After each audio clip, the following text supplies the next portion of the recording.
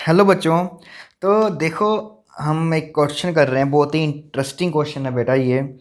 तो देखो इसमें क्या बोला है कि कुछ पैटर्न है उसको हमने ऑब्जर्व करना है और जो मिसिंग नंबर्स हैं हमें उनको फाइंड आउट करना है। तो देखो सबसे पहले पैटर्न को ऑब्जर्व करते हैं क्या बन रहा है।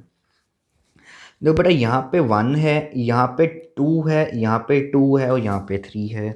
तो पहले हम नंबर्स को लिख लेते हैं। यहाँ पर 1 एक नंबर है, यहाँ पे 2 है, यहाँ पे 2 पड़ा है और यहाँ पे 3 है। और अगले वाले में हमारे पास यहाँ पे 2 है, फिर 3 है, फिर 6 है और ये 7 है। तो बेटा होप सो आप सभी को ये पैटर्न अच्छे से आ गया होगा कि ये नंबर्स के बीच में रिलेशन क्या है।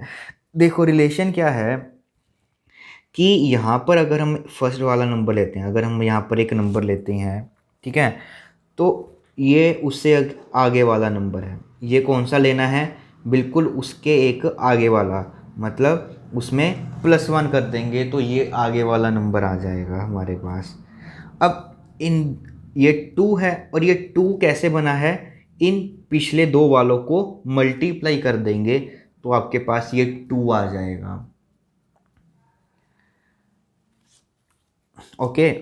अब इसमें देखिए जैसे ये 2 है तो 2 के अगला बिल्कुल नेक्स्ट नंबर क्या पड़ा है? 3 पड़ा है। और अगर हम इन दोनों को मल्टीप्लाई कर देंगे तो हमारे पास ये 6 आ जाएगा। ओके। तो उसके बाद देखो ये कैसे किया है कि अगर ये 2 है तो उससे आगे वाला नंबर लिया गया है 3, यहाँ पे 6 है तो उससे ये आगे वाला नंबर लिया गया है 7।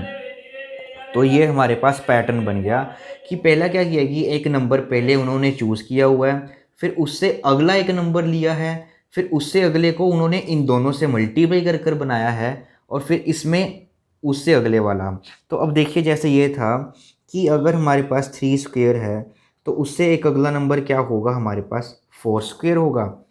अब उससे अगला नंबर कैसे बनाया है? इन दोनों को मल्टीप्लाई कर दो, 3 और 4 को अगर हम मल्टीप्लाई कर देंगे तो 12 आ जाएगा। तो ये 12 का स्क्वेयर। अब इससे अगला क्या होगा?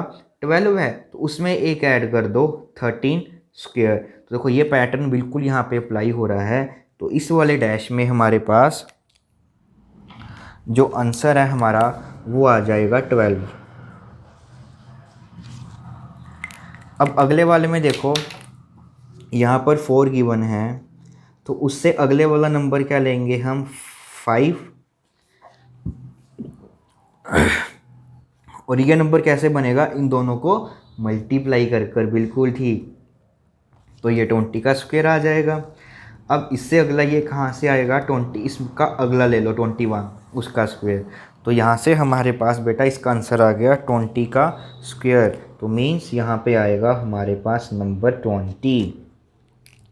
अब अगला देखो, पहला नंबर हमें 5 दिया गया है तो उसका स्क्वायर कर देंगे, फिर एक उससे अगला ले लेंगे तो क्या आ जाएगा आपके पास? 6 आ जाएगा। फिर अगला नंबर आपको क्या करना है? 30। इनको मल्टीप्लाई कर कर 30 आ रहा है वो, और वो हमेशा किसके इक्वल आएगा हमारे पास? 5 6, ये 30 है तो यहाँ से 31 का स्क्वायर। तो इट मीन्स यहाँ पे बच्चों हमारे पास यहाँ पर आएगा 6।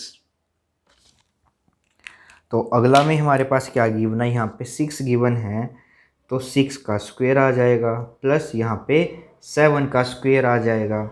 फिर यहाँ पे क्या आएगा? इन दोनों को मल्टीप्लाई कर कर, मीन्स 42 का स्क्वायर। अब अगला क्या आ जाएगा? इसमें 1 ऐड कर देंगे तो वो आ जाएगा बच्चों 43 स्क्वायर।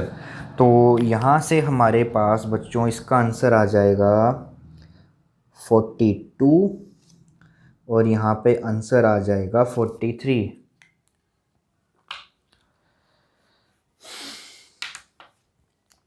ठीक है, आप इसी पैटर्न को किसी पर भी अप्लाई कर सकते हो।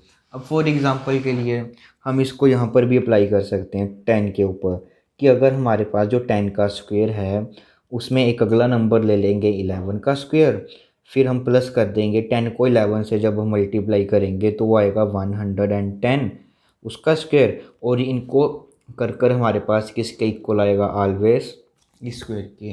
तो आप किसी भी नंबर के लिए ये पैटर्न है वो फॉलो कर सकते हो।